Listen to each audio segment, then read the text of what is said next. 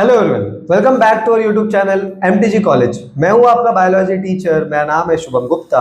और आज के इस वीडियो लेक्चर में हम डिस्कस करने वाले हैं 12th स्टैंडर्ड के जो PYQs हैं पिछले 5 साल के। जैसा कि मैंने आपको प्रीवियस वीडियो लेक्चर में वादा किया था, हम हर एक चैप्टर वाइज PYQs सॉल्व करेंगे। सो मैं आ गया हूं PYQs लेकर के 2025 से लेकर के 2020 तक। पिछले वीडियो लेक्चर में मैंने ऑल सेक्शन ए से लेकर सेक्शन डी तक के सारे क्वेश्चंस के आंसर्स कैसे लिखने हैं, कैसे पॉइंट्स का फॉर्मेशन करना है, पेपर राइटिंग कैसे करना है, पेपर पैटर्न क्या होगा, ये हर एक चीज डिस्कस कर रखी है बच्चों। अगर आपको पेपर पैटर्न के बारे में या फिर आपको पेपर राइटिंग के बारे में कोई भी डाउट है, वेटेज के बारे में कोई डाउट है, तो चैनल पे अपलोडेड प्रीवियस वीडियोस को आप देख सकते हैं, वहां से आपका ये कॉन्सेप्ट क्लियर हो जाएगा। बिना आपका टाइम वेस्ट किए फटाफट से शुरू करते हैं जो आज के PYQs है उसके बारे में। सो बच्चों, आप जैसा कि स्क्रीन पे देख सकते हो, आपको दिखाई देगा कि आज के इस वीडियो लेक्चर में हम डिस्कस करने वाले हैं रिप्रोडक्शन यूनिट के PYQs, जो कि है 2025 से लेकर के 2020 तक के। अब हम स्टार्ट करते हैं इस सेक्शन को। आपको सबसे पहला क्वेश्चन तो ये आएगा कि सर आपने सेक्शन बी से क्यों स्टार्ट कर रखा है ये सब चीजें। अब सेक्शन बी से स्टार्ट करने का रीजन ये है कि सेक्शन ए के अंदर आते हैं बहुत सारे MCQs और सेक्शन ए के अंदर और आता है आपके 1 सेंटेंस के क्वेश्चंस। बच्चों, सेक्शन ए के लिए मैं एक सेपरेट वीडियो बनाऊंगा जहां पर हम पूरे 15 चैप्टर के सेक्शन ए और सेक्शन ए के जितने भी 1 सेंटेंस के क्वेश्चन हैं उन सभी को डिस्कस करने वाले हैं। सो आइए फटाफट से शुरू करते हैं बिना किसी देरी के और हम आगे बढ़ते हैं इस सेक्शन बी की तरफ। आज के वीडियो लेक्चर में रिप्रोडक्शन यूनिट का पूरा सेक्शन बी, सेक्शन सी और सेक्शन डी, ये सभी सेक्शंस के क्वेश्चन हम जो है वो सॉल्व करने वाले हैं। सो सबसे पहले आप देख सकते हो बच्चों, यहाँ पर explain 2 cell stage of pollen grain in angiosperms, ये 2025 का क्वेश्चन है।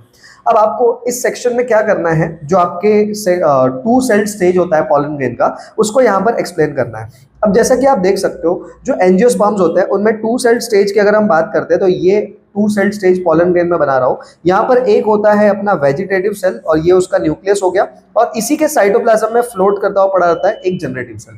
सो ये जनरेटिव सेल जब माइटोसिस करता है तो आफ्टर माइटोसिस ये जो सेल होता है, ये जो स्ट्रक्चर होता है, ये कुछ ऐसे में कन्वर्ट हो जाता है। ये वेजिटेटिव सेल का न्यूक्लियस और ये हमारे पास 2 यहाँ पर क्या पड़े हुए हैं, जनरेटिव सेल पड़े हुए हैं। सो ये है 2 सेल स्टेज ऑफ कह सकते हो पॉलन ग्रेन। इसके अंदर आपको इसके एक्सटर्नल लेयर्स वगैरह दिखाने होते हैं, जहां पर आपको एक्साइन, इंटाइन ये सब चीजें लेबल करनी है और उनके जो पॉलन ट्यूब जर्मिनेट करने के लिए जो जंप हो रहे हैं वो सारी चीजें आपको दिखानी होंगी बच्चों। सो इस तरीके से आपको क्वेश्चन नंबर जो पहला है, explain 2 cell stage of pollen grain in angiosperm, ये आपको बताना होगा।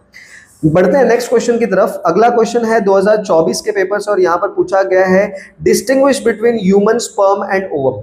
बच्चों, आप सभी को पता है कि ह्यूमन स्पर्म और ओवन दोनों ही ह्यूमंस के ही गैमेट्स हैं, लेकिन एक मेल का गैमेट है, दूसरा फीमेल का गैमेट। तो क्या यही डिफरेंस है उन दोनों के बीच का? यस, ऑफ कोर्स ये डिफरेंस है, बट इसके अलावा भी कुछ पॉइंट्स हैं जो आपको वहां पर लिखने पड़ेंगे। जैसे कि सबसे पहले ह्यूमन स्पर्म जो होता है, ये इसके बारे में अगर हम डिस्कस करें तो ये कैसा होता है, स्मॉल होता है। कैसा होता है? ये स्मॉल, छोटा होता है, प्लस इसके साथ में कैसा होता है, मोटाइल होता है। मोटाइल होता है, मोटाइल यानी ये क्या कर सकता है, मूव कर सकता है। वही हम ओवम की अगर हम बात करते हैं, सो ये जो ओवम होता है ये लार्ज होता है और नॉन मोटाइल होता है।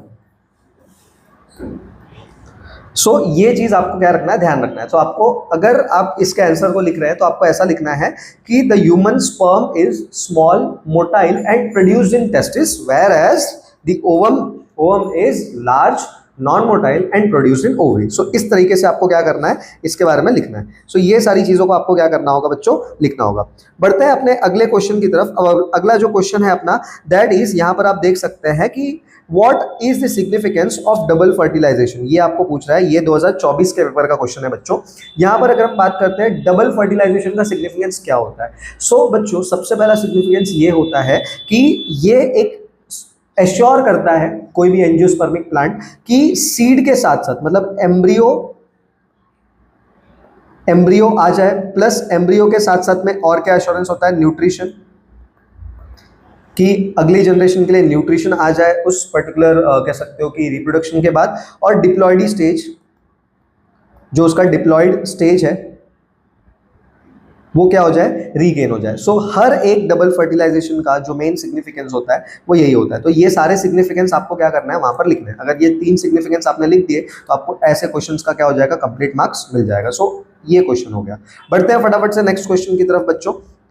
अगला क्वेश्चन सेक्शन बी में मैच द फॉलोइंग का है, जहां पर आपको ये मैच द फॉलोइंग आपको देखने मिल सकता है। 2022 का क्वेश्चन है, सॉरी 2022 के क्वेश्चन में ये जो क्वेश्चन आया हुआ है 2022 के पेपर में, ये आया हुआ है आपके फर्स्ट चैप्टर से। पहला चैप्टर इन द सेंस जो reproduction in lower and higher plants वाला चैप्टर है, वहां से आया हुआ है, जहाँ पे आपको बताना है कि एग क्या बनाता है। तो एग बनाता है एम्ब्रियो, मतलब ये हो जाएगा पहला। ठीक है, जो न्यूसेलस है वो न्यूसेलस बनाता है, कह सकते हो कि आपका पेरिस्पर्म, तो ये हो जाएगा दूसरा। टेस्टा जो होता है ये आउटर इंटीग्यूमेंट बनाता है, मतलब ये हो जाएगा तीसरा। और टेगमेन जो है वो इनर इंटीग्यूमेंट बनाता है, तो ये हो जाएगा आपका डी। सो ये इसका आंसर हो जाएगा। सो इस तरीके से आपको क्या करना है बच्चों, इसको सॉल्व करना है। ठीक है, फिर बढ़ते हैं नेक्स्ट क्वेश्चन की तरफ। यहाँ पर ये कह रहा है sketch and label angiospermic angiosperm embryo sac. तो आपको यहाँ पर एम्ब्रियो सैक को क्या करना है, स्केच एंड लेबल करना है। तो मैं आपको फटाफट से बना के दिखाता हूँ कि कैसे आपको यहाँ पर क्या करना है, इसका डायग्राम बनाना है। देखिए यहाँ पर क्या है, सबसे पहले एंजियोस्पर्मिक आपको क्या बनाना है, एम्ब्रियो सैक बनाना है। तो एम्ब्रियो सैक में क्या होगा, सबसे पहले आप ये बनाओगे, ये एम्ब्रियो सैक है। इस एम्ब्रियो सैक के अंदर आपको क्या करना है बच्चों, इस एम्ब्रियो सैक के अंदर आपको 3 सेल बनाने हैं। ऊपर 1, ये 2 और ये 3, और नीचे भी आप 3 सेल बनाएंगे, 1 2 3। जो नीचे वाले सेल्स होंगे उनके ऊपर आप ऐसे साइड साइड वाले सेल्स के ऊपर आप ऐसे हेयर लाइक स्ट्रक्चर्स बना देंगे, और हर एक के अंदर एक ऐसे डॉट बनाते हुए चलना है। ठीक है, और यहाँ पे 2 डॉट्स आपको बनाने हैं। अब यहाँ पे जो ऊपर के तीनों भी सेल्स हैं, ये है एंटीपोडल सेल्स,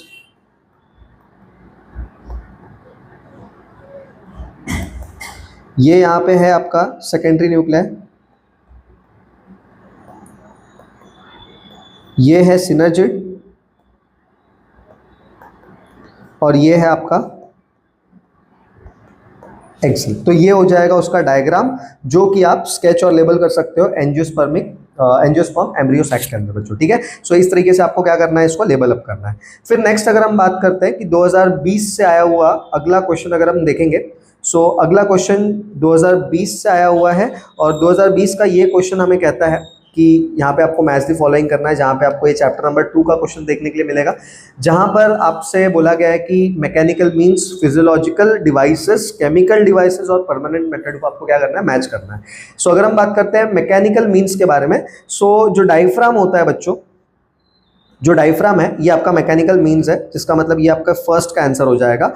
उसके बाद में फिजियोलॉजिकल मींस मतलब क्या, फिजियोलॉजी यानी केमिकल्स या फिर कोई ऐसा चीज जो आप कंज्यूम कर रहे हो। ठीक है, सो कंज्यूम आप करते हो मेडिसिन, जो कि है सहेली, ये हो जाएगा आपका सेकंड वाले का आंसर। केमिकल मींस में आ जाएगा जेलीज, क्योंकि ये इंटरकोर्स के समय अप्लाई किया जाता है। और उसके बाद में आता है परमानेंट मेथड, जहां पर आएगा वासेक्टॉमी। तो ये इसका फोर्थ का आंसर हो जाएगा। सो ये फोर्थ वाले का आंसर है, और ये है मैच द कॉलम 2022 का आंसर। यहाँ पर ये 2020 का आंसर है। तो होप करता हूँ आपको सेक्शन बी के क्वेश्चन अच्छे से समझ में आ गए होंगे। इसके अलावा कोई भी क्वेश्चन जो है सेक्शन बी से 2020 तक के अंदर रिपीट नहीं हुआ या फिर नहीं आया हुआ। ठीक है बच्चों, सो ये है पिछले 5 साल के सेक्शन बी के फर्स्ट चैप्टर और सेकंड चैप्टर के क्वेश्चंस। नेक्स्ट हम फटाफट से बढ़ते हैं अगले सेक्शन की तरफ, और अगला सेक्शन है, आप कह सकते हो कि अगला जो सेक्शन है दैट इज सेक्शन सी, और अगला सेक्शन जो है होता है वो 3 मार्क्स के लिए एक क्वेश्चन आपको देता है। मतलब एक क्वेश्चन अगर आप वहां पर सॉल्व करोगे तो आपको मिलेंगे टोटल 3 मार्क्स। ठीक है, एक क्वेश्चन के लिए। सो यहाँ पर अगर आप बात करते हो, सो ये जो आपको क्वेश्चन देखने मिल रहा है सेक्शन सी का, ये केवल 2023 में आया हुआ है, ज्यादा क्वेश्चन यहाँ से नहीं आया बच्चों। सेक्शन डी से ज्यादा क्वेश्चन यहाँ पर बनते हैं इस चैप्टर से। डिस्कस करेंगे सेक्शन डी के आंसर्स भी। फटाफट से स्टार्ट करते हैं सेक्शन सी के आंसर्स से। ठीक है, अब यहाँ पर आप क्या देख सकते हो, ये 2023 का आया हुआ क्वेश्चन है, और सेक्शन सी में आपको 3 मार्क के क्वेश्चन देखने मिलते हैं। ठीक है, तो यहाँ पे आपको 3 मार्क्स के क्वेश्चन देखने मिलेंगे बच्चों। अब फटाफट से देखते हैं, अभी जो पहला क्वेश्चन है that is what is spermatogenesis. अब ये कोई क्वेश्चन है, क्वेश्चन के अंदर आपको क्या देखने मिल रहा है, सब क्वेश्चन देखने मिल रहा है। अब सब क्वेश्चन में पहला क्वेश्चन पूछता है व्हाट इज स्पर्मेटोजेनेसिस। अब स्पर्मेटोजेनेसिस के अगर सिंपल सी बात कहूं मैं, तो किसी भी वर्ड के आगे अगर जेनेसिस लग जाता है, तो जेनेसिस लगने के बाद उस वर्ड का मतलब होता है फॉर्मेशन। क्या होता है उस वर्ड का मतलब, जेनेसिस का मतलब होता है फॉर्मेशन। जिस चीज के आगे जेनेसिस लग रहा है बच्चों, उस चीज का फॉर्मेशन हो रहा हो। किस चीज के वर्ड के आगे लगा जेनेसिस, स्पर्म वर्ड के आगे लगा। सो सिंपल सी चीज है, the process of formation of sperm is called as spermatogenesis. Okay, so ये चीज आपको याद रखनी है। फिर उसके बाद कहता है draw a neat and label diagram of spermatogenesis. अब स्पर्मेटोजेनेसिस को आपको एक प्रॉपर लेबल डायग्राम बनाना है। तो आप सभी को पता है कि स्पर्मेटोजेनेसिस या फिर कोई भी टाइप का जो गैमेट्स का फॉर्मेशन होता है, उसमें 3 स्टेजेस होते हैं। पहला होता है मल्टीप्लिकेशन, ठीक है, दूसरा होता है ग्रोथ फेज, तीसरा होता है मैच्योरेशन फेज। अब बच्चों ये चीज याद रखना कि सबसे पहले जो शुरुआत होती है वो होती है प्राइमोर्डियल जर्म सेल से। कहाँ से शुरुआत होती है? सबसे पहली शुरुआत जो होगी वो होगी प्राइमोर्डियल जर्म सेल से। सबसे पहले क्या होगा? एक सेल होगा, ठीक है। इस सेल को हम लोग बोलते हैं प्राइमोर्डियल जर्म सेल। ये सेल क्या करेगा? माइटोसिस करेगा और अपने नंबर को क्या कर लेगा बच्चों? बढ़ा लेगा। अब जैसे ये माइटोसिस करेगा तो एक के दो सेल्स और दो के क्या हो जाएंगे? चार सेल्स यहाँ पर आपको बन जाएंगे। अब इस स्टेज पे हम इस सेल को क्या कहेंगे? इस स्टेज पे हम इस सेल को कहेंगे कुछ नहीं, बस इनका मल्टीप्लिकेशन हुआ है। अब यहाँ से स्पर्म बनने का प्रोसेस स्टार्ट हो जाएगा, तो हम इसको क्या बोलेंगे? हम इधर पे आपको इसको बोल देंगे स्पर्मेटोजोआ। आप चाहो तो प्राइमोर्डियल जर्म सेल को भी क्या बोल सकते हो बच्चों? स्पर्मेटोजोआ बोल सकते हो। और ये दोनों भी सेल्स कैसे होते हैं? डिप्लॉयड इन नेचर होते हैं, ठीक है। कैसे होते हैं? ये डिप्लॉयड इन नेचर होते हैं, क्योंकि अभी तक मियोसिस तो हुआ नहीं है। मियोसिस जब तक नहीं होगा तब तक नंबर ऑफ क्रोमोसोम्स रिड्यूस नहीं होंगे। नंबर ऑफ क्रोमोसोम रिड्यूस नहीं होंगे तो हैप्लॉइड से जाने का कोई अभी चांस नहीं है, ठीक है। सो इस स्टेज को हम बोलते हैं मल्टीप्लिकेशन फेज। ये जो स्टेज है ये है मल्टीप्लिकेशन फेज। इसके बाद में जो अगला स्टेज स्टार्ट होगा दैट इज ग्रोथ फेज। अब ग्रोथ फेज में क्या होगा? इनमें से कोई एक सेल जो होगा वो साइज में क्या हो जाएगा? ग्रो कर जाएगा। अब जैसे इस एक ही सेल को आपको दिखाना है, हर एक सेल के बारे में नहीं दिखाना, ठीक है। ये सेल क्या हो जाएगा? साइज में ग्रो कर जाएगा। अब ग्रो करने के बाद, साइज में ग्रो करने के बाद हम इस सेल को नाम दे देंगे प्राइमरी स्पर्मेटोसाइट। क्या बोलेंगे हम इसको? प्राइमरी स्पर्मेटोसाइट को मैं अच्छे से लिख देता हूं इसको।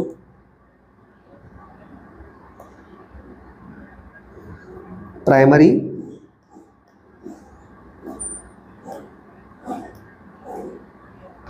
स्पर्मेटोसाइट, ठीक है। अब ये जो प्राइमरी स्पर्मेटोसाइट है बच्चों, ये जाएगा अंडर मियोसिस 1, ठीक है।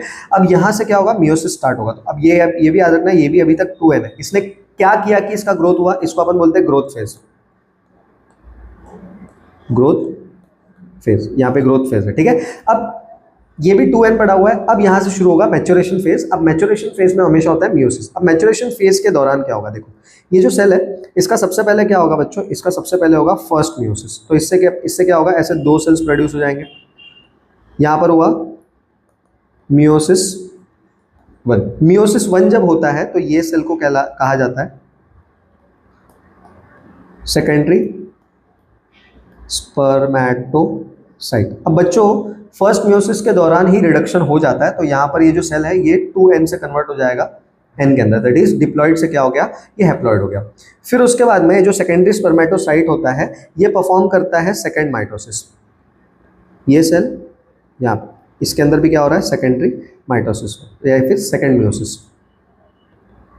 मियोसिस 2 यहाँ पर हुआ। अब मियोसिस 2 होने के बाद ये बन जाएगा स्पर्मेटिड। ये क्या बन गया? स्पर्मेटिड बन गया। अब ये स्पर्मेटिड ये इस तरीके से इसके अंदर बस क्या आ जाएगा? टेल आ जाएगा, तो क्या बन जाएगा? स्पर्म बन जाएगा। और ये भी कैसा है? हैप्लॉइड। ये भी कैसा है? हैप्लॉइड। सो इस तरीके से आपको क्या करना है? एक्सप्लेन करना है जो आपका पूरा का पूरा draw neat and label diagram of spermatogenesis है वो। तो इस तरीके से यहाँ से लेकर के यहाँ तक ये आप पूरा क्या करना है? आपको एक्सप्लेन करना है। सो इस तरीके से बच्चों आप क्या कर सकते हो? एक्सप्लेन कर सकते हो। सो सेक्शन सी के अंदर एक ही क्वेश्चन ऐसा है जो अभी तक आया है पिछले 4 सालों के अंदर। उम्मीद करता हूँ ऐसे इजी क्वेश्चंस आए और आपसे 2026 में भी सॉल्व हो जाए बच्चों। फटाफट से मूव करते हैं अगले सेक्शन की तरफ, दैट इज सेक्शन डी। बच्चों सेक्शन डी में आपको बहुत सारे क्वेश्चंस देखने मिलेंगे।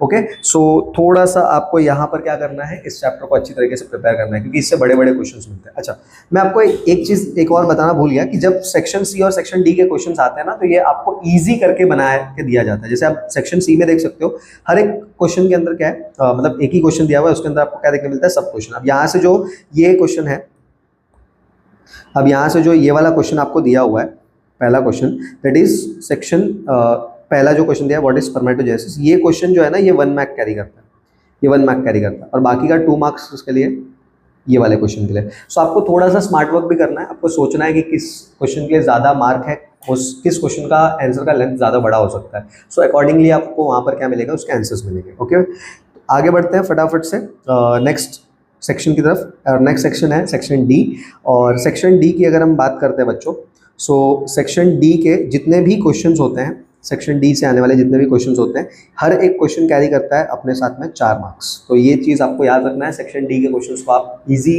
हल्के में नहीं ले सकते, काफ़ी ज़्यादा मार्क्स क्या करता है बच्चों, ये कैरी करता है। सो आपको ये चीज़ का ध्यान रखना है। नेक्स्ट अगर हम बात करते हैं कि सबसे पहला वर्ड क्या दिया हुआ है, सबसे पहले क्वेश्चन में दिया हुआ है डिफाइन सिफनोगैमी। अब बच्चों सिफनोगैमी का मतलब क्या होता है, सबसे पहले तो ये समझो। अगर ये आपका पॉलन ग्रेन है और उससे एक पॉलन ट्यूब इस तरीके से जर्मिनेट हुआ, तो सबसे पहले क्या होगा, वेजिटेटिव सेल का न्यूक्लियस नीचे जाएगा, उसके पीछे पीछे ऐसे 2 हैप्लॉइड मेल गैमेट भी कहाँ जाएंगे, नीचे की तरफ जाएंगे। इस नीचे जाने के प्रोसेस को हम क्या बोलते हैं, सिफनोगैमी बोलते हैं बच्चों। सो इसको आप डिफाइन कैसे करोगे, the movement of vegetative cell and 2 haploid male gametes through the pollen tube is called as what, siphonogamy. ये आपका, आपने इसको डिफाइन कर दिया, आपके 1 मार्क जो है वो यहाँ से क्या हो गए, कंफर्म होगा। नेक्स्ट अगर हम बात करते हैं differentiate between chalazogamy and porogamy with respect to their entry of pollen tube. यहाँ पे इनके पॉलन ट्यूब की एंट्री की अगर हम बात करते हैं, आप सभी को पता है कि एक जो अपने पास पॉलन सैक होता है उसके 2 एंड्स होते हैं, एक होता है माइक्रोपाइल एंड और एक होता है चलाजल एंड, ठीक है। अब अगर पॉलन ट्यूब की एंट्री डायरेक्टली चलाजल एंड से हो रही है बच्चों, ठीक है, थोड़ा अच्छे से बताते हैं। ये क्या है आपके पास, एम्ब्रियो सैक है, ठीक है। एक उसके पास क्या पड़ा हुआ है, चलाजल एंड है मान लो ये वाला, और ये वाला क्या है, माइक्रोपाइल एंड है, ठीक है। अब अगर कोई पॉलन ट्यूब है और इस पॉलन ट्यूब की जो एंट्री है वो कहाँ से हो रही है, चलाजल एंड से हो रही है इस तरीके से, तो हम इसको क्या बोलेंगे, चलाजोगैमी बोलेंगे। अगर यही पॉलन ट्यूब की एंट्री जो हो रही है वो माइक्रोपाइल एंड से हो रही है, तो इसको हम लोग क्या बोलेंगे, पोरोगैमी बोलेंगे बच्चों। ओके, सो ये इस तरीके से आपको क्या करना है, एक्सप्लेन करना है। If the pollen tube enters into an embryo sac or a ovary inside an ovule through chalazal end, it is called as chalazogamy, or it enters through the micropyle end, then it is called as what, porogamy। आपको explain करना है। फिर उसके बाद बोला है अगला question, draw neat and लेवल डायग्राम टू शो मीजोगैमी। अब मीजोगैमी का, अच्छा ये जो सेकंड वाला क्वेश्चन है ये आपको कैरी करता है 2 मार्क्स, ठीक है, ये आपको 2 मार्क के लिए आएगा, और ये इसके लिए मिलेगा आपको 1 मार्क। तो 1 और 1 2, 2 और 2 4, ठीक है, इस तरीके से क्वेश्चन हो जाएगा, ठीक है। अब इसके लिए भी कितना होगा, 1 मार्क, जैसा कि मैंने बताया। अब इसके लिए आपको डायग्राम क्या करना है, ऐसे एम्ब्रियो सैक बनाना है, या आपको यहाँ पे 3 एंटीपोडल सेल दिखाने हैं, एक एग सेल दिखाना है, और एग सेल के बाजू में आपको क्या कर देना है, इस तरीके से 2 सिनर्जिड्स दिखा देना है। ये सिनर्जिड्स हो गए, सिनर्जिड्स के ऊपर ऐसे हेयर लाइक प्रोजेक्शंस होता है। अब यहाँ पर आपको क्या दिखाना है, मीजोगैमी दिखाना है। तो मीजोगैमी में जो पॉलन ट्यूब की एंट्री होती है वो या तो इस साइड से हो सकती है या तो इस साइड से हो सकती है। तो ये इस तरीके से आपको क्या करना है, इस क्वेश्चन का आंसर देना है। ये आया है 2025 के पेपर के अंदर। ओके, नेक्स्ट 25 के पेपर में ये तो एक क्वेश्चन हो गया कि कहाँ से, चैप्टर नंबर 1 से, reproduction in lower and higher plants वाला question. Lower and higher animals से भी एक क्वेश्चन आया है बच्चों, ध्यान से देखो यहाँ पे। मूव करते हैं नेक्स्ट क्वेश्चन की तरफ। ओके, अब यहाँ पर आप जो डायग्राम देख रहे हो इसमें ध्यान से देखो, आपको यहाँ पर क्या पूछा है, पहले पूछा है डिफाइन इनफर्टिलिटी, ये 1 मार्क का क्वेश्चन हो गया। अब डिफाइन इनफर्टिलिटी मतलब, इनफर्टिलिटी का मतलब क्या होता है बच्चों, कि हमारे बॉडी में वो एबिलिटी है कि हम रिप्रोड्यूस कर सकते हैं, बट सर्टन डिफिकल्टी की वजह से या फिर कुछ बॉडी में इम्पेयरमेंट्स की वजह से हम रिप्रोड्यूस नहीं कर पा रहे फिलहाल के लिए। हालांकि अगर उस चीज़ को ठीक कर दिया जाए तो हम कैपेबल हो जाएंगे दोबारा से रिप्रोड्यूस करने के लिए। सो इस डिफिकल्टी को ही हम क्या बोलते हैं, इनफर्टिलिटी बोलते हैं। सो इसको डिफाइन कैसे करोगे, the ability of a body to reproduce is called as fertility. ये हो गया फर्टिलिटी का डेफिनेशन। अगर इनफर्टिलिटी को डिफाइन करना है सो आपको लिखना है द इनएबिलिटी, क्या लिखना है आपको, द इनएबिलिटी, ठीक है, the inability to reproduce due to malfunctioning of reproductive organs is called as what, infertility. Due to क्या, due to malfunctioning. Malfunctioning किसका, रिप्रोडक्टिव ऑर्गन का। अगर रिप्रोडक्टिव ऑर्गन का माल फंक्शनिंग हो रहा है और उसके वजह से आप रिप्रोड्यूस नहीं कर पा रहे हैं कोई भी इंडिविजुअल, तो हम उसको क्या बोलते हैं, इनफर्टिलिटी बोलते हैं। बढ़ते हैं अगले, कह सकते हो कि सब क्वेश्चन की तरफ, जहां पर ये कहता है कि कोई फीमेल है, उस फीमेल का फेलोपियन ट्यूब जो है वो ब्लॉक पड़ा हुआ है बच्चों। अब ब्लॉक्ड होने के बाद आप as a doctor which treatment will you give to overcome infertility. अब इस तकलीफ को ठीक करने के लिए आप उसको क्या सजेशन देंगे या फिर आप उसको कौन सा मेथड यूज़ करेंगे। तो सबसे पहले तो आप क्या करेंगे, सबसे पहले आप उनको सजेस्ट करेंगे gift, ZIFT, gift. Gift stands for zygote intra fallopian tube transfer. ये आप उसको क्या करेंगे, सजेस्ट करेंगे, ZIFT, zygote intrafallopian tube transfer आप उसको क्या करेंगे, सजेस्ट करोगे। अब जाइगोट इंट्राफेलोपियन ट्यूब ट्रांसफर करने के लिए आपको क्या क्या करना होगा, तो सबसे पहले आपको जो भी जैसे मान लो कोई कपल है एक्स और हस्बैंड है वाई, ठीक है, उसमें एक्स फीमेल है और वाई क्या है, हस्बैंड है, तो आप उसको बताने के लिए आप क्या करोगे, सबसे पहले आप यहाँ पर आपको क्या करना है कि आप सबसे पहली चीज जो भी फीमेल है उससे क्या ले लोगे, एग ले लोगे, जो मेल है उससे क्या ले लोगे, स्पर्म ले लोगे। इन दोनों को लेने के बाद ठीक है, इसको आप क्या कराओगे, आईवीएफ कराओगे। क्या कराओगे इन दोनों से, IVF, that is in vitro fertilisation.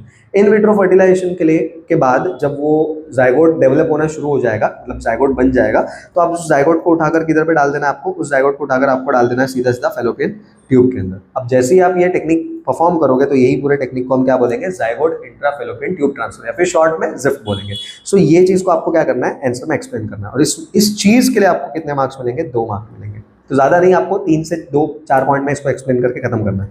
फिर व्हाट इज स्पर्म बैंक, बच्चों जैसे ब्लड बैंक होता है वैसे ही स्पर्म बैंक भी होता है। जैसे ब्लड बैंक होता है वैसे ही क्या होता है, स्पर्म बैंक भी होता है। बस फर्क ये होता है कि जो ब्लड बैंक होता है उस पर डोनर के सारे इंफॉर्मेशन को शेयर किया जाता है, एंड स्पर्म बैंक में डोनर की कोई भी इंफॉर्मेशन शेयर नहीं की जाती। ये सारी चीज़ें कैसी रहती है, कह सकते हो कि कॉन्फिडेंशियल रखी जाती है इस तरीके से, ठीक है। बाकी जैसे ब्लड बैंक में हर एक चीज़ को शेयर किया जाता है वैसे यहाँ पर भी होता है। और ये जो क्वेश्चन था बच्चों, ये क्वेश्चन आया हुआ है 2025 के पेपर में। सो 25 के पेपर का अपन ने क्वेश्चन सब क्या कर लिया है, डिस्कस कर लिया है। बढ़ते हैं अगले क्वेश्चन की तरफ, और अगला क्वेश्चन जो है हम देख सकते हैं, अगला क्वेश्चन आया हुआ है, अगला जो क्वेश्चन है ये आया हुआ है 2024 के पेपर से, that is describe the histological structure of testis with well labelled diagram. ठीक है, आपको वेल लेबल्ड डायग्राम के साथ में जो टेस्टिस का हिस्टोलॉजिकल स्ट्रक्चर है उसको डिस्क्राइब करना है। तो आओ मैं फटाफट से आपको हिस्टोलॉजिकल स्ट्रक्चर बता देता हूँ। देखो सबसे पहले तो आपको क्या करना है, सेमिनिफेरस ट्यूब्यूल्स बनाना है। ठीक है, ये हो गया एक सेमिनिफेरस ट्यूब्यूल, ये हो गया दूसरा सेमिनिफेरस ट्यूब्यूल। सेमिनिफेरस ट्यूब्यूल के अंदर आपको क्या ऐड करना है, सेमिनिफेरस ट्यूब्यूल्स के अंदर अंदर आप ऐड करोगे ऐसे सर्टोली सेल्स, ऐसे ट्रायंगुलर शेप के आप क्या कर दोगे, ऐड सर्टोली सेल्स को ऐड कर दोगे। तो ये क्या हो गया, सर्टोली सेल्स हो गए। हर सर्टोली सेल के अंदर उनका खुद का न्यूक्लियस होता है और ये टाइट जंक्शन से क्या होता है, पैक्ड होते हैं। टाइट जंक्शन से आपने पैक कर दिया, हर एक सर्टोली सेल के बीच में वहाँ पे क्या होगा, जर्मिनल एपिथेलियम होगा। ये इधर पे क्या होगा, जर्मिनल एपिथेलियम है इस तरीके से। ये क्या हो गया, जर्मिनल एपिथेलियम हो गया। ठीक है, यहाँ पे भी ये जर्मिनल एपिथेलियम हो गया। क्या हो गया, जर्मिनल एपिथेलियम। ओके, अब यहाँ पे भी न्यूक्लियस में बना देता हूँ। ठीक है, ये न्यूक्लियस बन गया। ठीक है, अब यहाँ पर देखो नेमिंग कैसे करना है, ये क्या है, सर्टोली सेल, सर्टोली सेल। ठीक है, फिर सर्टोली सेल के बाद ये जो ब्लू कलर का दिख रहा है ये क्या है, जर्मिनल एपिथेलियम। ठीक है, इसके अलावा आपको और क्या चीज़ यहाँ पर देखने मिलता है, तो आपको यहाँ पर देखने मिलेंगे, यहाँ पर इंटरस्टिशियल स्पेसेस के अंदर लेडिक सेल क्या देखने मिलेगा बच्चों, आपको यहाँ पे लेडिक सेल्स, क्या बोलते हैं इसको, लेडिक सेल्स। अब ये जो लेडिक सेल्स है,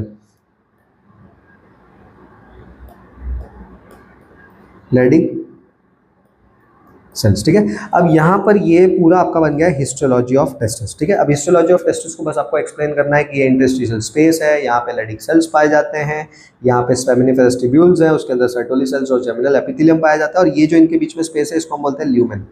अब ये आपका बन गया पूरा का पूरा क्या, हिस्टोलॉजी ऑफ टेस्टिस। ये या फिर तुम इसको बोल सकते हो टीएस ऑफ टेस्टिस। ये हो गया आपका टीएस ऑफ टेस्टिस। अब एक बार आपने टीएस ऑफ टेस्टिस बना दिया, अब उस जो चीज़ आपने बनाई है बस उसी चीज़ को अपने वर्ड्स में, ओन वर्ड्स में आपको वहाँ पर क्या करना है, लिख कर बता देना है बच्चों। सो आपका काम क्या हो जाएगा, डन हो जाएगा। सो इस तरीके से 2024 में आया हुआ क्वेश्चन भी अपन ने क्या कर लिया, सॉल्व कर लिया। तो 2024 में जो आया हुआ क्वेश्चन है ये भी क्या हो गया अपना, डन, क्वेश्चन डन। ठीक है, सो अब बढ़ते हैं अगले क्वेश्चन की तरफ, और अगला क्वेश्चन जो है ये है, कह सकते हो कि आप 2023 का क्वेश्चन, और यहाँ से आपको पूछ रहा है फर्स्ट चैप्टर का question, that is reproduction in lower and higher plants. बच्चों अब यहाँ पर जो क्वेश्चन है उसमें आपको 2 सब क्वेश्चन देखने के लिए मिल रहा है। पहला सब क्वेश्चन कहता है डिस्क्राइब 3 एडेप्टेशन। किसके एडेप्टेशन बताने हैं आपको, एनिमोफिलस फ्लावर के। अब बच्चों एनिमोफिलस फ्लावर किसको कहते हैं, ऐसा कोई फ्लावर जो पॉलिनेशन कराता हो, क्या कराता हो, पॉलिनेशन। किसकी मदद से करवाता हो, एयर की मदद से, हवा की मदद से जो पॉलिनेशन करवाए वो एनिमोफिलस फ्लावर होता है। अब हवा जो है वो कैसा फैक्टर है, ए बायोटिक। और आप सभी को पता है कि एबायोटिक चीज़ें अगर है तो उसको अट्रैक्ट करने के लिए हमें कोई भी दूसरी चीज़ों की ज़रूरत नहीं पड़ने वाली है। सो सिंपल सी चीज़ अगर मैं आपको बताऊँ, सो एबायोटिक जो पॉलिनेशन करता है, एबायोटिक सब्सटेंस जो पॉलिनेशन करते हैं, उसके फ्लावर्स जो होते हैं वो कैसे होते हैं, छोटे होते हैं साइज में, यानी कि इनकॉस्पिशियस। उसमें ना तो नेक्टर होता है ना तो उसके अंदर कोई फ्रेगनेंस होता है। सो ये उसके क्या हो गए, मेजर एडेप्टेशंस हो गए। इसके अलावा आप उसमें लिख सकते हो कि इन विंड से या फिर एयर से करने वाले जो एयर से पॉलिनेशन करने वाले जो प्लांट्स होते हैं, उसके अंदर जो स्टिग्मा होता है, जो स्टाइल होता है, वो थोड़ा सा फेदरी होता है, ताकि हवा से जो यहाँ वहाँ से पॉलिनेट उड़ के आ रहे हैं फटाक से फेदर में क्या हो जाएंगे, ट्रैप हो जाएंगे। सो इस तरीके से आप बता सकते हो। ओके, सो ये उसके एडेप्टेशंस हो गए। ठीक है, फिर अगर हम बात करते हैं, आगे बोल रहा है mention any one example of anemophilous flower, तो इसमें एग्जांपल आ जाएगा व्हीट, राइस, मेज, ETC। ठीक है, तो ये सब क्या हो जाएगा, इसका एग्जांपल हो जाएगा। तो आपको जो एक ही बोला है, अगर ऐसा क्वेश्चन आता है तो कोई भी एक उठाकर लिख दो जो आपको याद आ रहा है। एनिमोफिलस फ्लावर का एग्जांपल होना चाहिए, याद रखना है, इसको गड़बड़ मत करना है इसमें। ठीक है, फिर अगर हम नेक्स्ट बढ़ते हैं, सो नेक्स्ट जो यहाँ पर दिया हुआ है दैट इज सेम क्वेश्चन है, क्वेश्चन में कुछ डिफरेंस नहीं है, इसी क्वेश्चन का सब क्वेश्चन है बस वो। और यहाँ पर क्या बोल रहा है कि डिस्क्राइब एनी 3 एडेप्टेशंस, लेकिन अब की बार उसने किसमें पूछ दिया, हाइड्रोफिलस फ्लावर के अंदर पूछा है। हाइड्रोफिलस, एनिमोफिलस का मतलब अगर हवा है तो हाइड्रो वर्ड तो आपने बहुत बार सुना होगा, इसका मतलब होता है वाटर से करने वाले पॉलिनेशन। अब पानी से अगर आपको पॉलिनेशन करना है तो पानी भी एक टाइप का कैसा फैक्टर है बच्चों, पानी भी एक टाइप का एबायोटिक फैक्टर है। अब एबायोटिक फैक्टर से अगर आपको रिप्रोड्यूस करवाना है या फिर पॉलिनेट करवाना है तो अगेन आपको किसी भी चीज़ की ज़रूरत नहीं पड़ेगी। तो यहाँ पर भी जो फ्लावर्स होते हैं वो साइज में छोटे होते हैं, कोई फ्रेगनेंस नहीं होता, नेक्टर का अमाउंट भी क्या होता है, कम होता है। प्लस यहाँ पे जो फ्लावर्स होते हैं वो सरफेस पर और पानी के नीचे दोनों जगह पर पाए जाते हैं टू फैसिलिटेट पॉलिनेशन। तो ये सारी चीज़ें होती है। ठीक है, पानी में आपको पॉलिनेशन एपीहाइड्रोफिली के थ्रू भी देखने मिल सकता है, हाइपोहाइड्रोफिली के थ्रू भी देखने के लिए मिल सकता है। नेक्स्ट अगर हम बात करते हैं कि give mention any one example of hydrophilous flower, तो कोई भी एक एग्जांपल आपको मेंशन करना है तो मैं आपको बता देता हूँ। वेलिसनारिया इसका एक एग्जांपल है, और एग्जांपल है जोस्टेरा, ये इसका एग्जांपल है। एलिडिया, ये इसका एक एग्जांपल है। ऐसे बहुत सारे इसके एग्जांपल्स हैं, तो आप इसमें से कोई एक रैंडमली उठा सकते हैं जो आपके टेक्स्ट बुक में मेंशन किया गया है, वही उठाकर लिखना। बाहर का ज़्यादा ढूंढने मत जाओ, यहाँ वहाँ जो आपके टेक्स्ट बुक में दिया हुआ है रैंडमली उसी को याद कर लो और वही चीज़ें मेंशन कर दो। कैसा है कि आप बाहर से ढूंढने जाएंगे, आपके टेक्स्ट बुक में वो चीज़ें मेंशन नहीं है तो बोर्ड्स में आपके मार्क्स कट सकते हैं। तो आप टेक्स्ट बुक से स्टिक टू टेक्स्ट बुक। एक जैसे हम बोलते हैं ना कि हमें अगर किसी चीज़ में सक्सेस हासिल करना है तो उसका जो भी एकदम ऑथेंटिक चीज़ रहेगा उसको फॉलो करना है। तो आपको अगर बोर्ड्स के एग्जाम में चाहते हो कि आपके सभी आंसर्स करेक्ट हो जाए तो आपको ऑथेंटिकेटली या फिर कह सकते हो कि ऑथेंटिकेट जो बुक होगा उसको फॉलो करना होगा, that is Maharashtra state board का टेक्स्ट बुक। ये चीज़ आपको याद रखना है। ओके बच्चों, सो इस तरीके से आपका 2023 में आया हुआ क्वेश्चन भी क्या हो गया बच्चों, सॉल्व हो गया। अब 2023 में आया हुआ दूसरे क्वेश्चन की तरफ बढ़ते हैं। जैसा कि 2025 में आपने देखा वैसे ही 2023 में भी 2 क्वेश्चंस आए हैं बच्चों। अब 2 क्वेश्चंस आप ध्यान से देखो यहाँ पे। दूसरा क्वेश्चन है अपना reproduction in lower and higher plants की तरफ से। ठीक है, सो यहाँ पर अभी क्या पूछ रहा है, what are give any 4 significance of fertilization in humans. अब फर्टिलाइजेशन जब ह्यूमंस में होता है तो सबसे पहले तो एक चीज़ होती है, क्या एक चीज़ होती है, एक चीज़ ये होती है यहाँ पे बच्चों की सबसे पहली चीज़ आप यहाँ पर रिप्रोडक्शन के थ्रू यहाँ पर हम इवोल्यूशन के लिए raw material as a play करते हैं। इवोल्यूशन होता है, रिप्रोडक्शन जब होगा तभी उसके थ्रू इवोल्यूशन होगा। हमारा डिप्लॉयड स्टेज जो है होगा वो कह सकते हो कि रीगेन हो जाएगा। हमारी स्पीशीज कंटिन्यू होगी, स्पीशीज कंटिन्यू होगी और एक्सटेंशन के चांसेस, एक मिनट, चांस ऑफ एक्सटेंशन जो होगा वो क्या हो जाएगा, रिड्यूस हो जाएगा, फिर डिक्रीज हो जाएगा। सो ये 4 उसके क्या है सिग्निफिकेंस है जो आप मेंशन कर सकते हो, वरना as it is text book के जो पॉइंट्स है वो भी रट्टा मार के आप यहाँ पर लिख सकते हो, कोई इश्यूज नहीं है। फिर उसके बाद में लिखा है mention the names of any 2 organs each derive from ectoderm and mesoderm.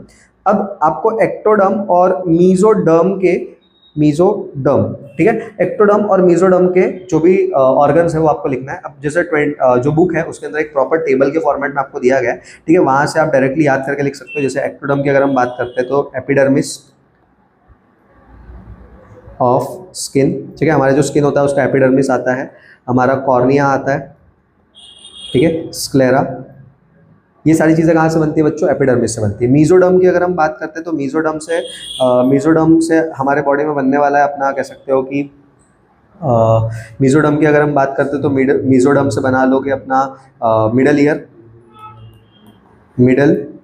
Year, और बना सकते हो आप मिडल ईयर के साथ साथ इससे और बन सकते हैं जैसे हमारा लेंस, ठीक है। तो ये सारी चीज़ें इससे बन सकती है। एपिडर्मिस से और अगर आपको ऐड करना है तो एपिडर्मिस से आप ये भी चीज़ें ऐड कर सकते हो जैसे कि external ear and internal ear. तो ये सारी चीज़ें भी आपको क्या हो सकती है, यहाँ से ऐड होकर मिल सकती है, ठीक है। ये लिखा हुआ है मैंने इंटरनल ईयर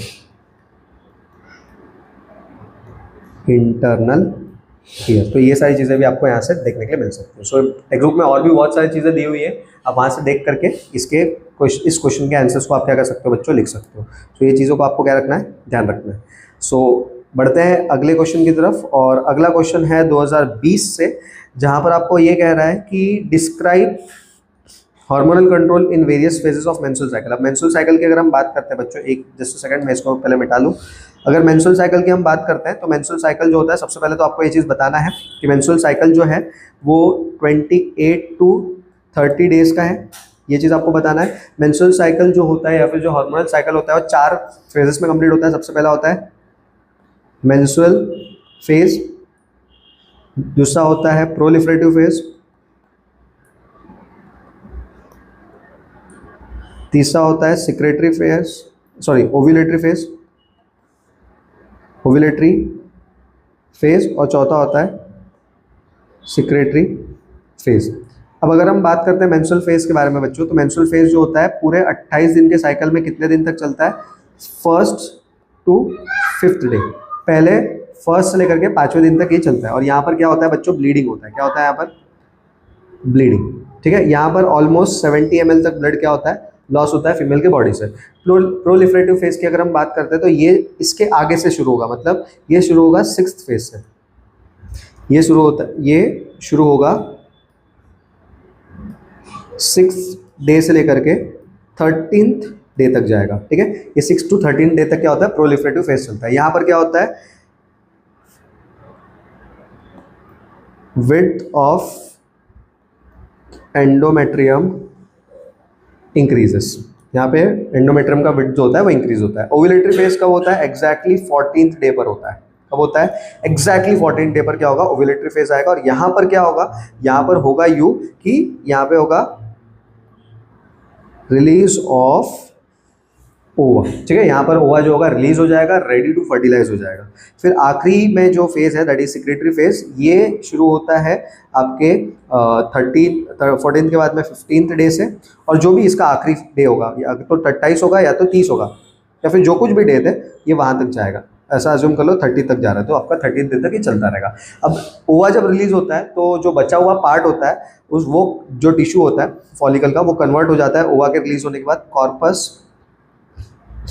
ल्यूटियम, और कॉर्पस ल्यूटियम की वजह से ही सिक्रेटरी फेज चल पाता है आगे, ठीक है। सिक्रेटरी फेज में प्रोजेस्टेरॉन जैसे हार्मोन्स वगैरह निकलते हैं जो एंडोमेट्रियल ग्लैंड से क्या करते हैं, जो म्यूकस वगैरह होता है, जो इसेंशियल सब्सटेंस होता है बच्चे को ग्रो करने के लिए, वो यहाँ से रिलीज होते हैं। तो ये सारी चीज़ें होती है। सो इस चीज़ को आपको क्या करना है, प्रॉपरली एक्सप्लेन करना है। अब जब ये चीज़ आप एक्सप्लेन कर दोगे तो आपका जो हार्मोनल साइकिल है या फिर जो मेंस्ट्रुअल साइकिल है वो अच्छी तरीके से कंप्लीट हो जाएगा और आपको 4 मार्क्स इजीली यहाँ से मिल जाएंगे बच्चों। फिर बढ़ते हैं अगले क्वेश्चन की तरफ। अगला क्वेश्चन लिखा हुआ है डिस्क्राइब द सीक्वेंस और describe the process of fertilization in humans with the help of sequential diagram बच्चों। अब यहाँ पर आपको सीक्वेंशियल डायग्राम्स एक्सप्लेन करना है। अब डायग्राम तो आप एक एक लेयर को आपको तोड़ के दिखाना है, आपको ये चीज़ बतानी है वहाँ पे कि जो ओवा होता है उसमें कौन कौन सा लेयर होता है। तो पहला लेयर होता है सबसे पहले कोरोना रेडिएटा होता है जिसमें ग्रैनुलोसा सेल्स होते हैं, ठीक है बच्चों। ग्रैनुलोसा सेल्स जो होते हैं हाइलुरोनिक एसिड से जुड़े हुए होते हैं। सो वो सारी चीज़ें होती हैं। जैसे मैं डायग्राम बनाऊँ तो ये अपना ओवा का विटलाइन मेम्ब्रेन हो गया, ये उसका जर्मिनल वेसिकल हो गया, और ये इसके आसपास में क्या पड़ा हुआ है ऐसे ग्रैनुलोसा सेल हो गया, ठीक है। ये ग्रैनुलोसा सेल बड़ा हुआ है। अब ग्रैनुलोसा सेल जो होता है वो इस तरीके से हाइलुरोनिक एसिड से क्या होता है ऐसे जुड़ा होता है और इसको क्या करता है, प्रोटेक्ट करता है। इसके जो ये वाला लेयर है इसके ऊपर एक और लेयर आ जाता है यहाँ पे, यहाँ पे एक और लेयर आ जाता है, इस लेयर को हम बोलते हैं ज़ोना पेलुसिडा। सो इस तरीके से ये लेयर्स होते हैं। अब सबसे पहली चीज़ क्या होती है, एक एंजाइम आता है, ठीक है। मैं आपको लेयर्स के नाम यहाँ पर लिख के दे देता हूँ। ये है ग्रेनुलोसा सेल। ये कौन सा लेयर बना रहे हैं, कोरोना रेडिएटा, ओके। फिर ये जो आपको दिख रहा है, ये जो ग्रीन कलर का जो आप स्ट्रक्चर देख सा रहे हो, ये ग्रीन कलर के स्ट्रक्चर को हम बोलते हैं हायालुरोनिक एसिड। ये हायालुरोनिक एसिड। नेक्स्ट अगर हम बात करते हैं ये ब्लू कलर की लाइन के बारे में, तो जो ब्लू कलर का लाइन है इसको हम बोलते हैं ज़ोना पेलुसिडा। ज़ोना पेलुसिडा जो होता है एक नॉन सेलुलर लेयर होता है। कैसा होता है बच्चों, ये नॉन सेलुलर लेयर होता है। नॉन सेलुलर लेयर मतलब बिना किसी सेल से बना होता है, ठीक है। इसी के ऊपर होते हैं ZP2 और ZP3 रिसेप्टर्स, ठीक है। और फिर इसके बाद में फाइनली ये जो रेड कलर का लेयर आप देख सकते हो, इसको हम लोग बोलते हैं, ठीक है, ये वाला जो लेयर है इसको हम बोलते हैं, कह सकते हो कि बच्चों विटलाइन मेम्ब्रेन, विटलाइन मेम्ब्रेन। सो ये 4 लेयर्स होते हैं जो अपने ओवा के ऊपर होते हैं। अब आपको एक एक हार्मोन्स का नाम बताना है, क्लियर करना है, ठीक है। अब जैसे सबसे पहला लेयर है ग्रेनुलोसा सेल, ठीक है, ग्रेनुलोसा सेल का लेयर है। तो ग्रेनुलोसा सेल का लेयर का नाम है कोरोना रेडिएटा। इसको तोड़ने के लिए जो एंजाइम हम यूज करेंगे that is corona penetrating enzyme, ठीक है। इसको क्लीव करने के लिए हम यूज करेंगे कोरोना पेनिट्रेटिंग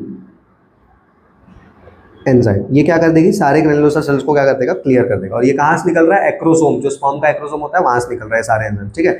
फिर दूसरा लेयर कौन सा है, हाइलुरोनिक एसिड का लेयर है, ठीक है। अगला जो लेयर है वो है हाइलुरोनिक एसिड का लेयर। हाइलुरोनिक एसिड को तोड़ता है हायालुरोनी डेज नाम का एंजाइम, ठीक है। ये इसको क्या कर देगा, तोड़ देगा। फिर नेक्स्ट हम बढ़ते हैं, नेक्स्ट होता है ज़ोना पेलुसिडा लेयर। अब ज़ोना पेलुसिडा के पास जब स्पर्म पहुंचता है तो ZP2 रिसेप्टर्स क्या करते हैं, उसको डिटेक्ट करते हैं कि भाई ये जो आने वाला स्पर्म है ये इंसान का ही तो स्पर्म है ना, कि कोई दूसरे स्पीशीज का तो नहीं है। अगर किसी दूसरे स्पीशीज का होगा तो वहीं पर उसको क्या कर देगा, बाहर ढकेल देगा और फर्टिलाइजेशन रुक जाएगा प्रोसेस वहीं पर, ठीक है। अगर इंसान का होगा तो ज़ोना पेलुसिडा उसको आइडेंटिफाई कर लेगा और उसको अंदर आने देगा। फिर ज़ोना पेलुसिडा को तोड़ने के लिए जो दूसरा एंजाइम निकलेगा उसको हम लोग बोलते हैं ज़ोना लाइसिन एंजाइम। ये क्या करेगा, ज़ोना पेलुसिडा को तोड़ देगा। ज़ोना पेलुसिडा फटेगा, जो स्पर्म का न्यूक्लियस होगा वो अंदर जाएगा और ज़ोना पेलुसिडा दोबारा से हील हो जाएगा। बिकॉज ये कैसा लेयर होता है, नॉन सेलुलर। कैसा होता है बच्चों, मैंने बताया था आपको, नॉन सेलुलर लेयर होता है, ठीक है। फिर उसके बाद में आता है विटलाइन मेम्ब्रेन। विटलाइन मेम्ब्रेन आएगा, तो विटलाइन मेम्ब्रेन को जो तोड़ने के लिए जो एंजाइम से लगेगा वो है डिस इंटीग्रिन पेप्टाइड। अब डिसइंटीग्रिन पेप्टाइड डालोगे वो विटलाइन मेम्ब्रेन टूट जाएगा। जैसे विटलाइन मेम्ब्रेन टूटेगा तो यहाँ पर आपको क्या देखने मिलेगा कि ये इस तरीके से जो विटलाइन मेम्ब्रेन वापस से रीहील हो गया। इसके ऊपर ये zona pellucida as it is पड़ा हुआ है और इसी चीज़ के अंदर आपको ऐसे 2 न्यूक्लियस देखने मिलेगा। इसको हम लोग बोलते हैं जर्मिनल वेसिकल या फिर फीमेल प्रो न्यूक्लियर। और यहीं पर आपको दूसरा अपना स्पर्म का न्यूक्लियस देखने मिलेगा that is male pro nuclear, ठीक है। और ये बन जाएगा, इस स्ट्रक्चर को अपन बोलते हैं ऊटिड। इस पूरे स्ट्रक्चर को अपन बोलते हैं ऊटिड। अब जैसे ये ऊटिड पूरा फर्टिलाइजेशन हो जाएगा, सो फर्टिलाइजेशन होने के बाद ये स्ट्रक्चर कुछ ऐसा बनेगा। देखो ये स्ट्रक्चर कैसा बनेगा, कुछ इस तरीके से। सबसे पहले क्या होगा, ये विटलाइन मेम्ब्रेन, फिर उसके बाद में ये ज़ोना पेलुसिडा फर्टिलाइजेशन के 8 दिन तक एज इट इज रहता है, याद रखना।